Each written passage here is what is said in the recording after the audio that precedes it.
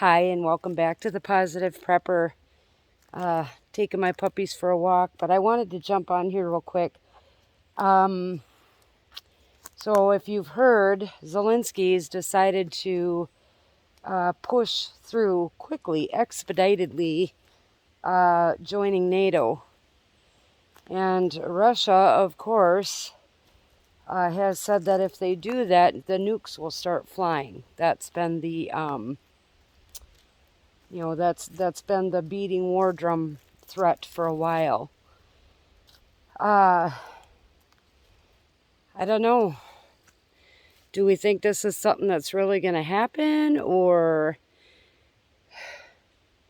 I mean, things to me just seem inevitable at this point. We know that there's people in our own country that are gleefully rubbing their hands together, anticipating the start of something like that. And I know that they're hoping that this happens before the midterms. Now, I know a lot of people have been saying, that you got to separate the two. They're not going to do anything. This has nothing to do with the elections here in the United States. I disagree. I think at this point they're desperate and they will do anything, and I've said it before. They're going to do anything they can to come up with a reason to not even hold the elections, or at least have us in so much chaos. Sometimes what happens in chaos is they don't like people don't like a change of leadership, because you have all of this stuff going on. This is a psychological thing. With all of this stuff going on, even though people know who is to blame for that, they don't like the thought of also having to deal with a government change, right? A change in leadership.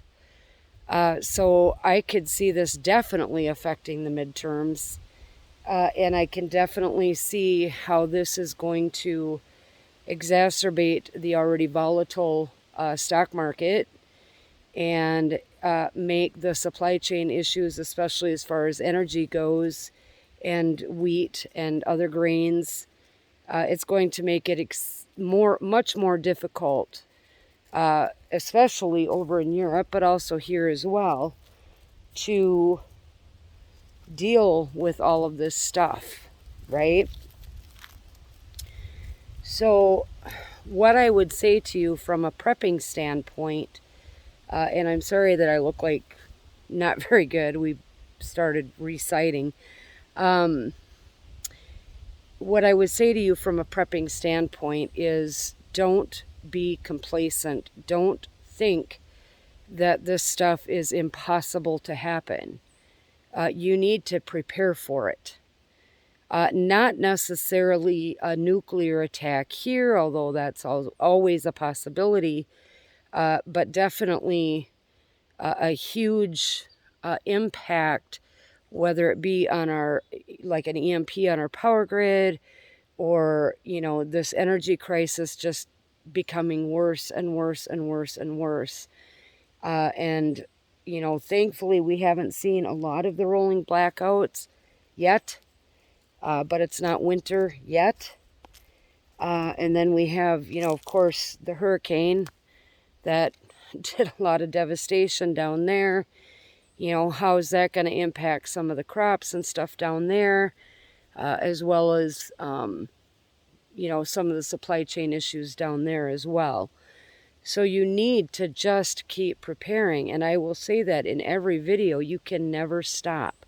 It has to be a way of life for you, because there will come a day when you are going to be thankful.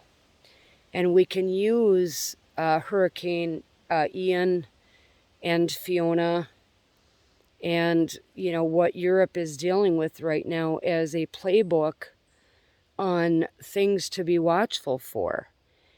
Making sure that your generators are running, making sure that you have your backup heat, making sure that you have extra safe drinking water or a way to filter it, making sure that you have easy to make meals as well as your normal stockpile of food. You want to make sure that you have what you need for your kids, especially if you have babies. If you are disabled or elderly, or you are on a really fixed income, that can be a very daunting task. And I know that some of the stories that we've heard coming out of Florida is that, some of these elderly people in the trailer parks, they didn't have a way to get out. They didn't have the money, they didn't have the means, and they didn't have a place that they could go to. And so you also need to have your backup location. Somehow. Maybe there's an abandoned building or a cave system, and I've talked about that in other videos. Maybe there's a place that you can find that isn't as well known to the public that you could go to if you need to. You have to have that second place. And then you need to make sure that your go bag or your bug out bag or whatever you call it is ready, stocked and ready to go. We always joke here that, if the world's going to come to an end, we're going to sit back and have a glass of wine and watch it all unfold. But we all know the reality of something like that. Everybody's in survival mode. Okay, not just you, but the people around you. And the people around you are the ones that you're going to have to protect yourself from. So make sure that you're beefing up your security and your freedom seeds and boomsticks. This is all part of what we are preparing for. Again, prepare for the worst and hope for the best. Or pray for the best. So we'll have to see in the next coming days how this unfolds. My suspicion would be that we're not going to get a heads up. That rocket will fly, probably a tactical nuclear missile that will hit a strategic location somewhere in Ukraine, and that'll be go time, and we won't have a heads up on it. How does that impact us here? Is this something we need to be worried about? Of course we do, because if one person is brave enough to do it, then other countries and governments are going to be brave enough to do it. So don't be complacent. Keep preparing, and I will come on here as soon as I have any updates about anything going on. Okay? So as always, stay safe, stay aware, and God bless.